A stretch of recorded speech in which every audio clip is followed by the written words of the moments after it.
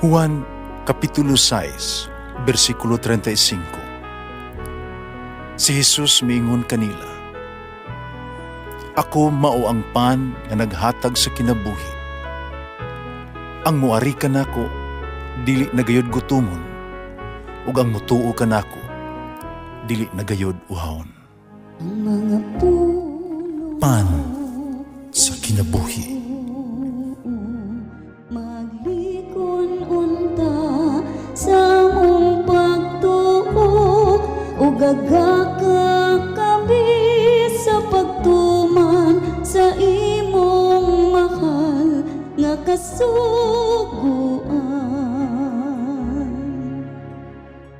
Ang ginuman na kaninyo, Santos Ebanghelyo sumala ni San Lucas. Si Jesus miingon siya mga tinunan, ang anak sa tao, kinahanglang mag-antos pag-ayo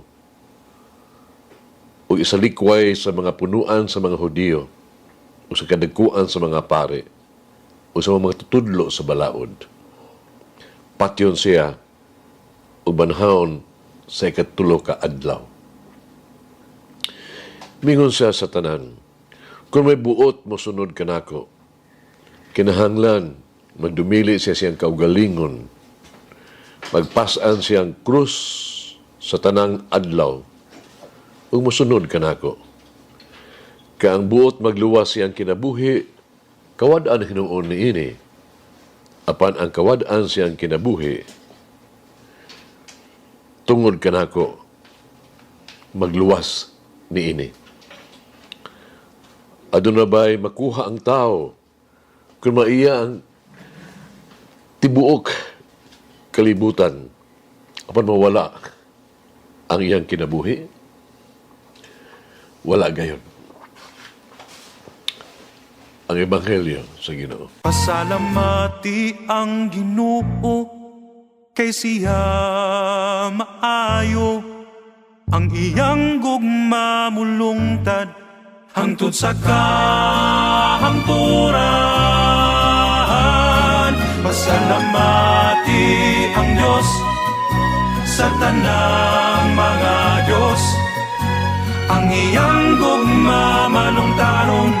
Pasalamati ang Ginoo sa mga Ginoo, ang iyang gugma malungtaron.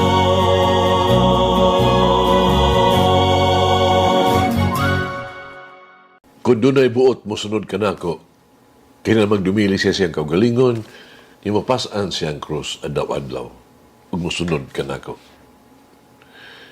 Ni mga pulunga, gipadayag ni Jesus ang magtimailhan sa tinuod nga Kristiyanos, Christian discipleship. Ang usa ka German theologian na si Dietrich Bonhoeffer, nagtanyag ka nato og mas lawong nga pagsabot sa pagkadisipulo, sumala siyang librong gisulat, The Cost of Discipleship. Iyang ipatinao ang duha ka klase sa grasya. Ang barato nga grasya, mao ang pagwalis, kapasiluan, nga walay kinahanglan nga pagkinulsol. Bunyag nga walay disiplina sa simbahan. Kaambitan nga walay pagsugid. Kini grasya nga walay pagkadisipulo, walay krus, walay Hesukristo.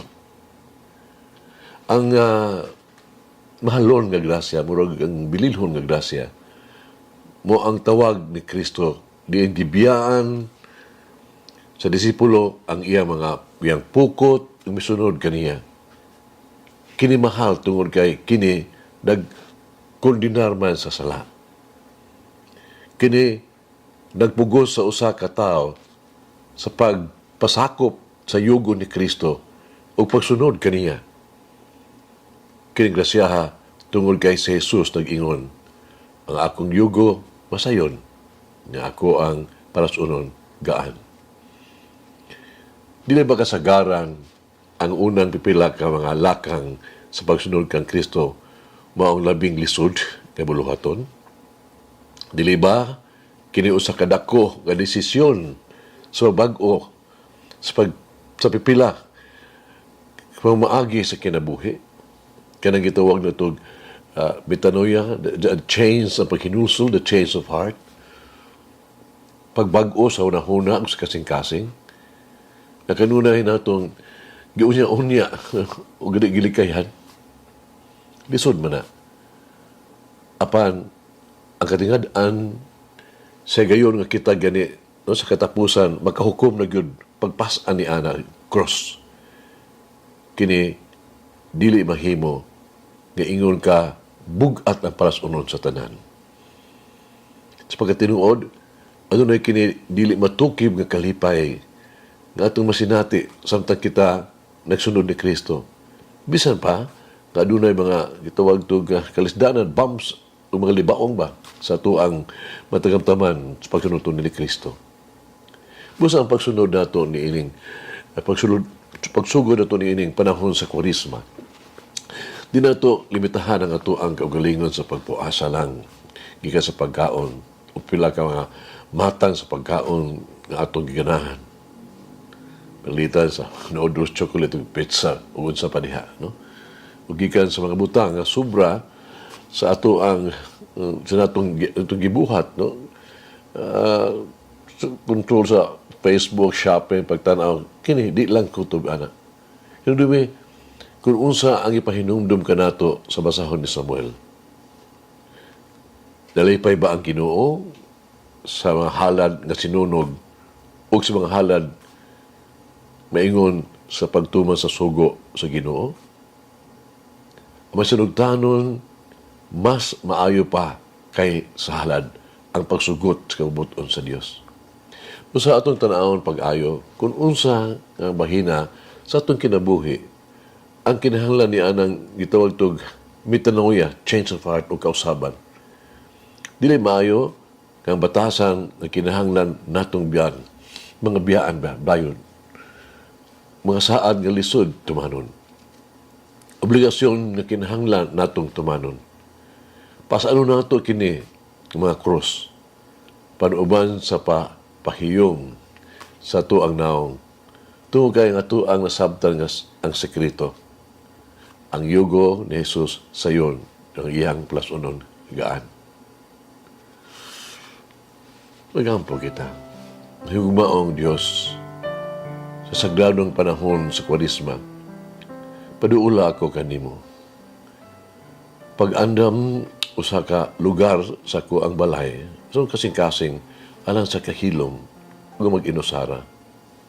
O ako makakaplag pag-usab ang grasya sa usa ka puno nga pag-ampo sa kinabuhi. Tabangi ako sa pagpuasa gikan sa mga butang nga naghulga sa kaayuhan sa lawas o sa kalag. Ug hinumdumi ako sa grasya sa kayano.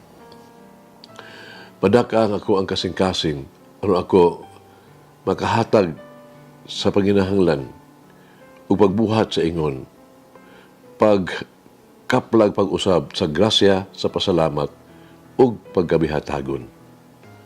Hinaot, na kini panahon na mahimong usa ka panahon na puno sa grasya o makapukaw pag-usab sa kong gugma o pagtuo kanimo. Amen. Mama Mary, walk with me as I continue my journey of carrying the cross for love of Jesus. Umalangin ang Diyos magagahom sa tanan, Amahan, Anak, ug Espiritu Santo. Amen. May the Lord of the divine mercy bless us all, heal us from all diseases and suffering. Ayun unta niya kita, tanang mga sakit na sa lawas o sa kalag, body and soul. In the name of the Father, the Son, and of the Holy Spirit. Jesus, I trust in you. Amen. Whoever eats the bread of life